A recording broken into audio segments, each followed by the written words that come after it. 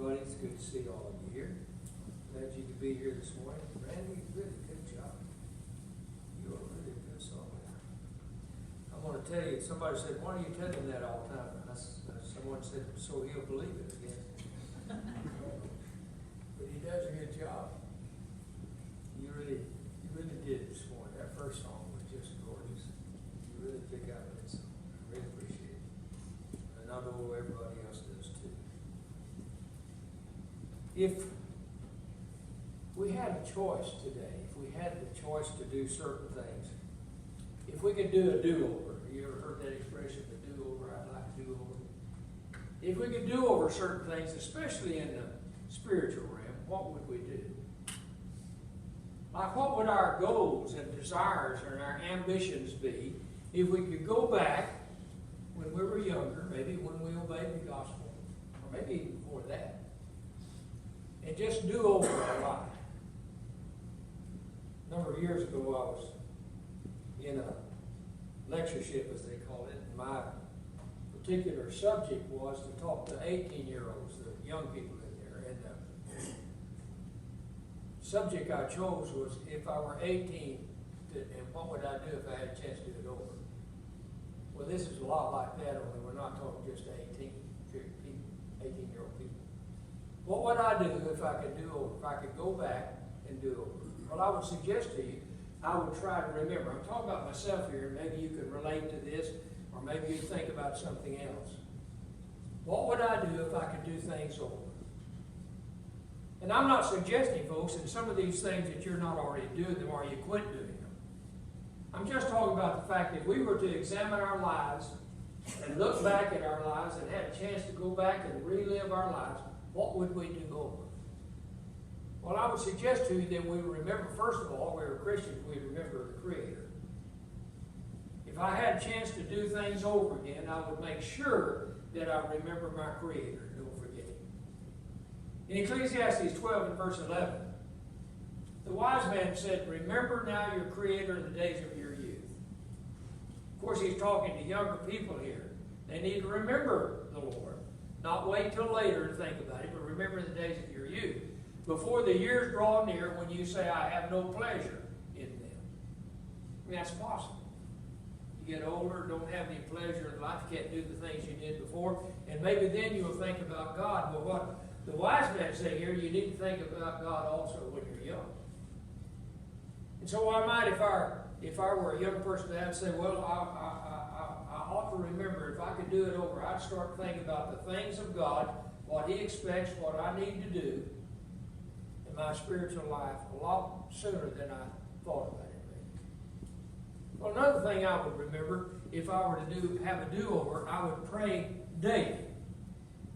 I wouldn't just pray, and I'm not suggesting any of you do this, but I wouldn't just pray when things get bad, or as the soldier in the foxhole who's about to be overrun, he says, Lord, I haven't thought about you before, and haven't prayed to you before, and I'm praying to you now.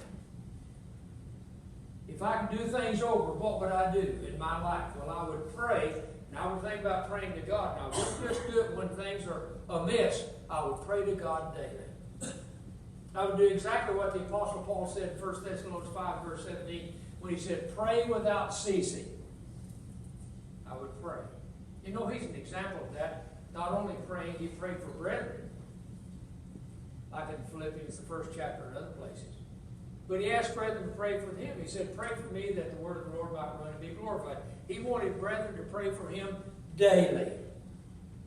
If I could go back and do things over again, maybe I haven't prayed as often as I could have, I would pray to God daily. I would ask Him to help me every day. I would get up and praise God for the day I have, for the life that I have, for the breakfast I'm about to eat, or whatever it is. I would pray to the Lord daily if I could do things all over again. Well, not only that, I would decide I'm going to study. If I could do things all over again, I would start studying at a very young age.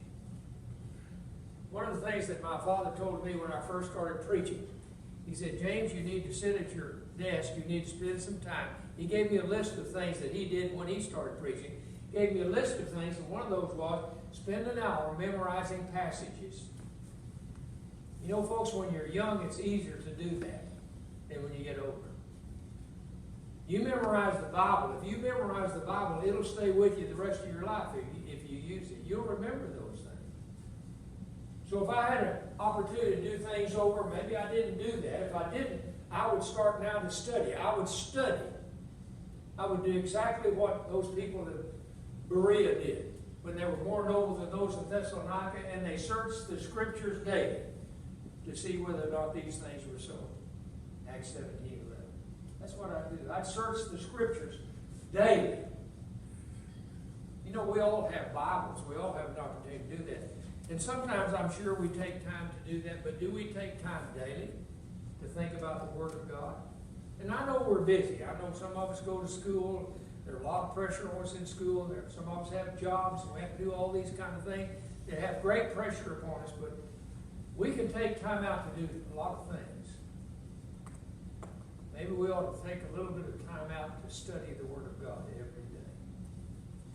Maybe just like when one gets up in the morning and they're talking about and thinking about brushing their teeth and all this, and they get ready and they've got a Bible there, maybe they just read a passage or two because it's available to them.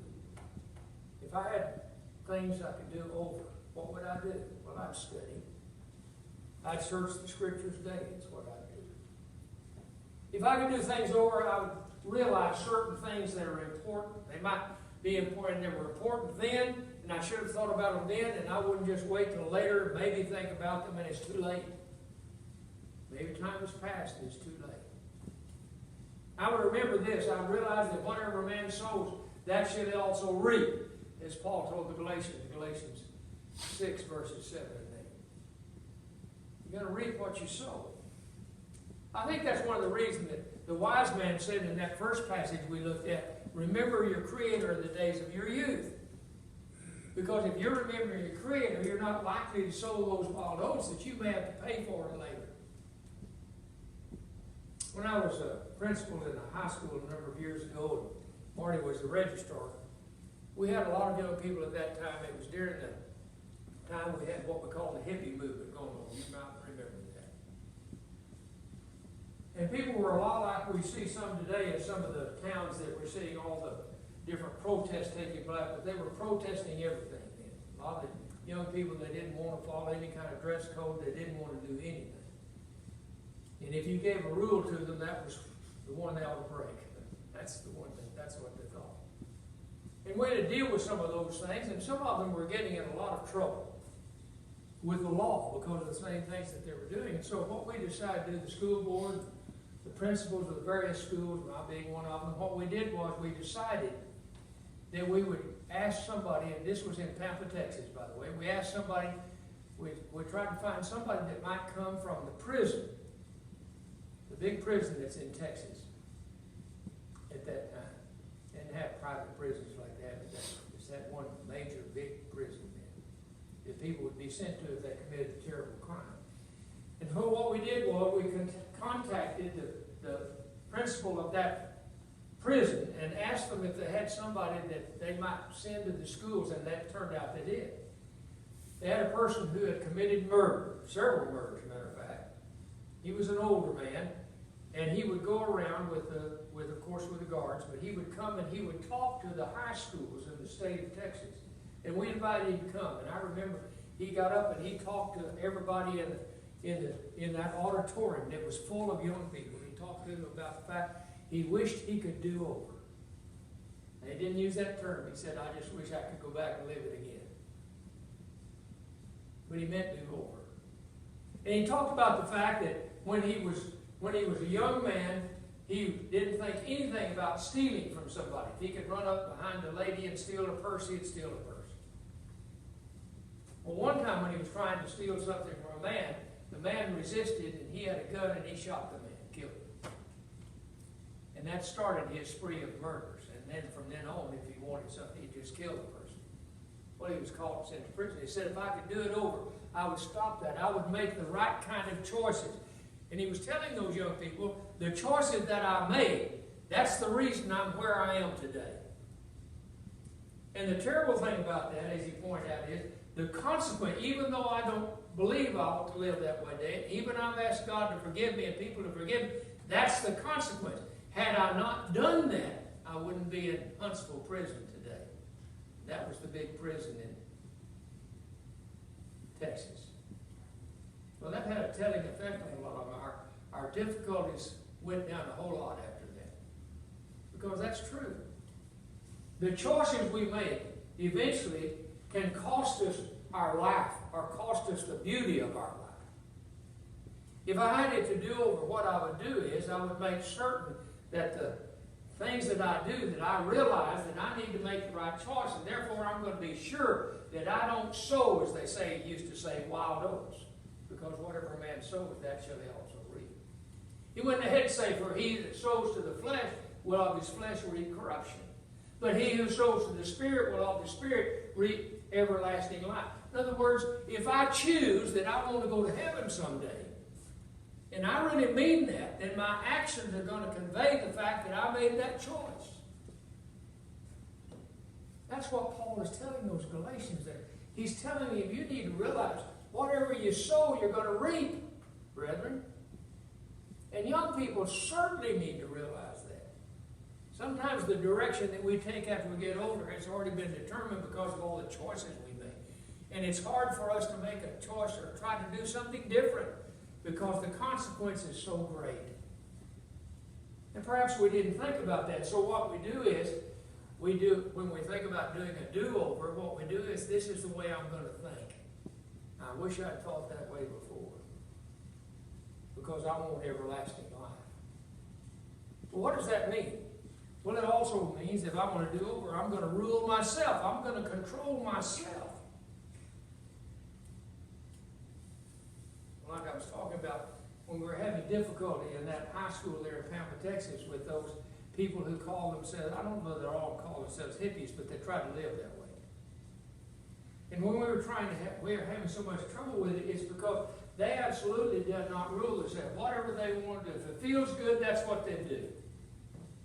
And if it meant getting your way or hitting your nose, that was okay with them. That's what they thought. And I'll tell you what, I've run into some of those young people today, and some of them have come to see us. When we lived in Oklahoma City, some would come by from Texas that went through Oklahoma, and they'd stop and call us, and they'd say, Mr. Lusby, and they'd talk about Marty too. Miss Lusby, I'm glad you tried to talk to us. We should have listened. You see, they've gotten old enough to realize those decisions they made, now they're paying for that. What I would do is I would rule myself. If I could do it over, I would begin at the very beginning to rule myself when I had an opportunity to do that and had the ability to do it. In Proverbs, the 16th chapter, verse 32, the wise man said, better than the mighty is he who rules his spirit. Now, that's just the opposite way a lot of people think in society. If I'm mighty, if I had millions of dollars, I could do this and I could get away with that and I could have everything. No. And you might be mighty, but you don't rule your spirit. What we're talking about is everlasting life someday.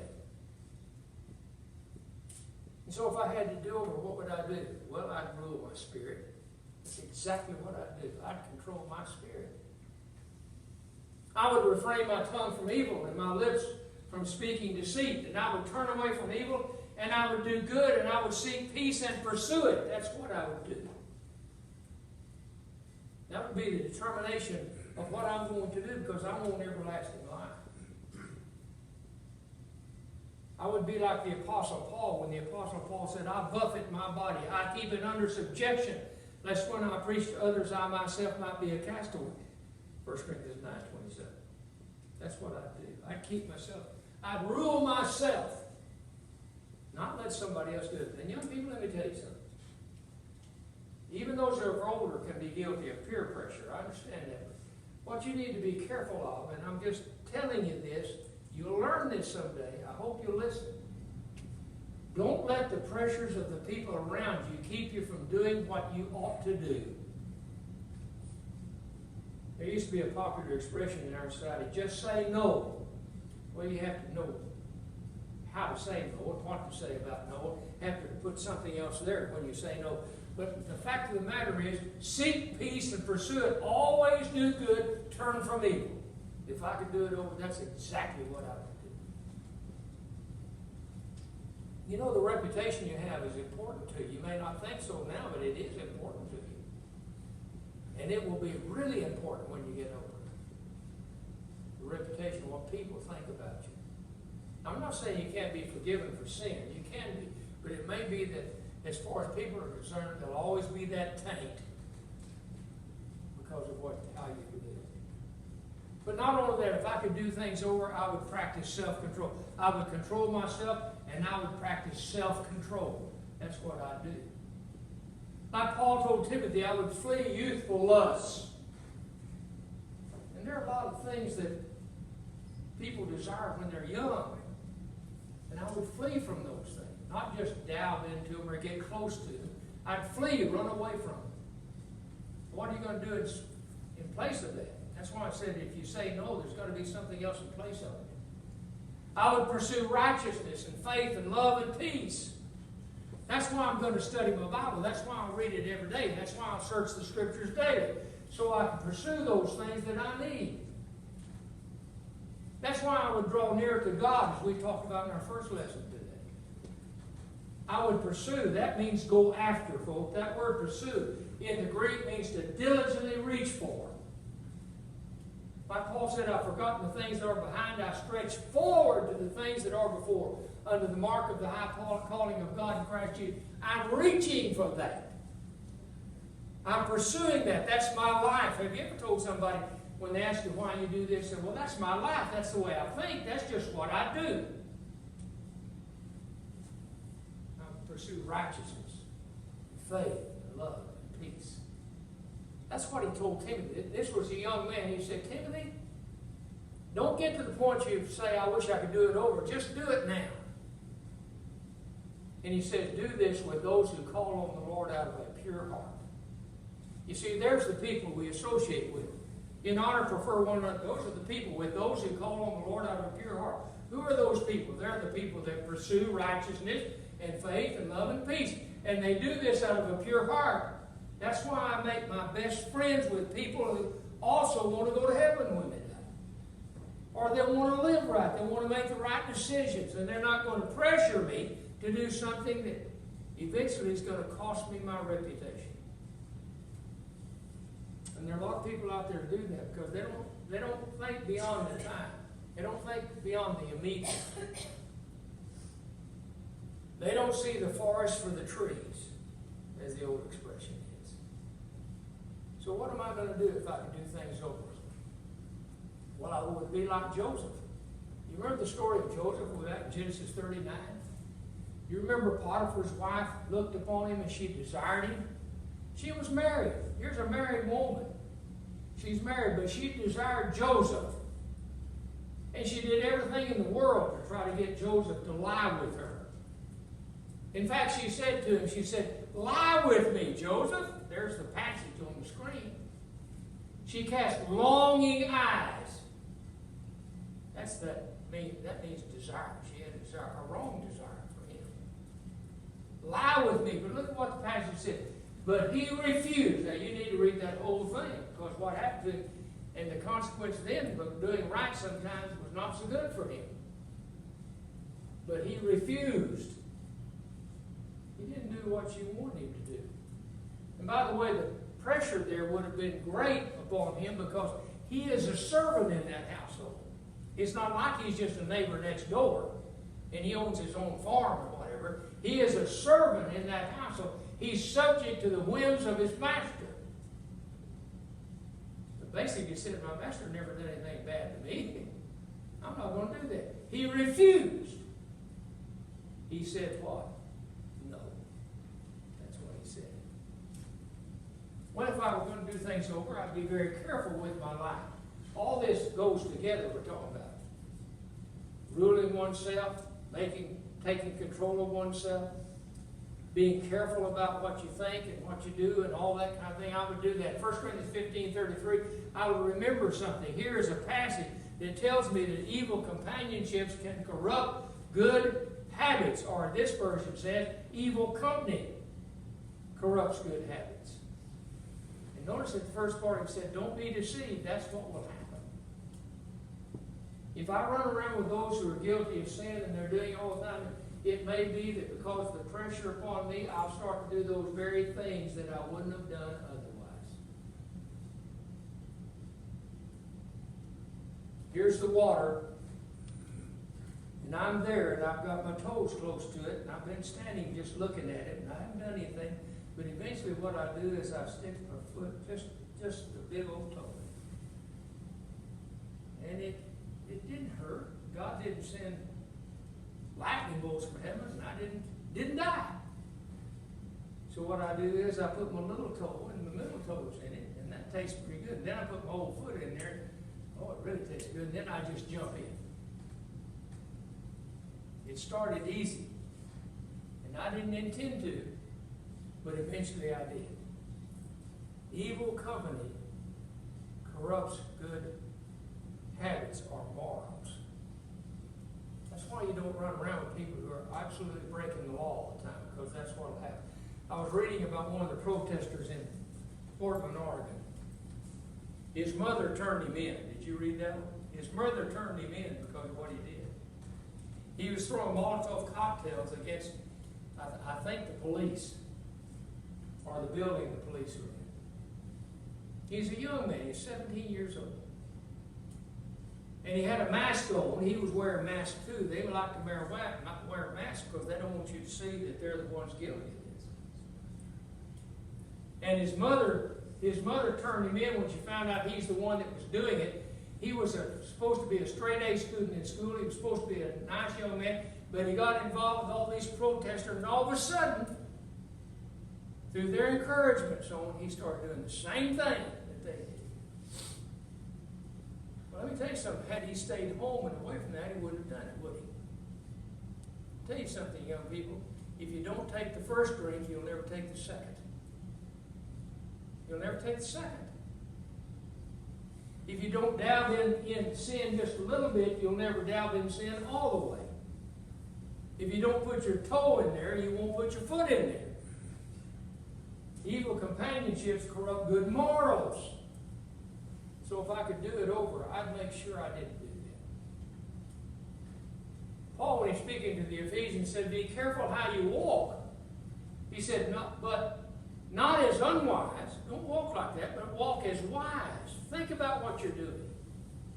The Lord looked at a verse of Galatians where he said, whatever you sow, you'll also reap. He said, you think about this. He said, be careful how you walk. Be wise. He said, making the most of your time because the days are evil. Think about the time you have. You know, we're only 20 for 1 year. I know when we're 15 or so, we can't wait to drive and get a car and all that. But all of a sudden it comes and we're 20, and then we're 30, and then we're 40, and then we're 50, and then we're 60, and then we're 70, and then I'm 80 years old, folks. How could that possibly be? 80 years old. And if I don't want to talk about it, they remind me all the time that I'm 80 years old. Getting old. Well, there's not a thing I can do about that, but the fact of the matter is, if I could do things over, I would be more conscious of my time and circumspect with regard to my time. Because I want God. What is your life? James says, you're like a vapor that appears for a little time and then vanishes away. You just have a little time. Tell you what, I'm 80 years old, and it seemed like it was just yesterday that I asked that lady right there to marry me. Just yesterday. And she's my first wife. We've been there a long time. And she'll be my only wife. Lord willing. But time has passed so rapidly, hasn't it, Mark? We talked about it the other day. Here it is, almost the end of August of 2020. Yesterday was the first day of January. What happened in between? Make the most of time. That's what the Apostle Paul said. The Christian, make the most of your time. While you've got the time to do it, do it. You ought to say, if the Lord will, we shall both live and do this or that. That's what James said. Make the most of your time. What would I do if I could do things over? Well, connected with all things we've said in the past, that would cause me to have a good influence with you. I would be careful about my influence. I would do what Jesus said, let my light shine before men, that they might see my good works and glorify the Father who is in heaven. That's what I do. I would let my light so shine so others would see that. I would be like those children of God that the Philippian writer said, that Paul talked about, who were without fault in a generation among those whom they shine as lights in the world. You be lights in the world, he said. You be children of God without fault, because I'm going to use my time wisely, he said. So what do we need to do? Well, let's just make sure we don't need a do-over. Let's make sure that we never, none of us ever need a do-over. Let's just start out when we're young. And folks, if you didn't do that, start out right now. Whatever age you are, start out doing what you know so you don't have to do a do-over. What does that mean? It means, well, in the spiritual realm, it means I'm going to listen to the Lord. I'm going to search the Scriptures daily, whether these things are so. What does the Lord tell me? He that believeth and is baptized shall be saved. I'm not going to let the people I'm running around with tell me I don't need to do that. And they're going to tell me that they didn't do that and they're fine. But I know that's what Jesus said, so that's exactly what I'm going to do. I'm going to redeem my time. I'm going to buy up my time. Use my time wisely. And that's what Paul said. Redeem the time because the days are evil. You use it like you ought to. Folks, if you've not obeyed the gospel, will you do it today? Don't wait any longer. Obey the gospel. Become a child of God. You'll never regret having been baptized into Christ. Never will you regret it. Don't put off what you know you ought to do. Let's go to heaven when we die. Let's make sure we're going. Can I help you get there? As together we stand and sing.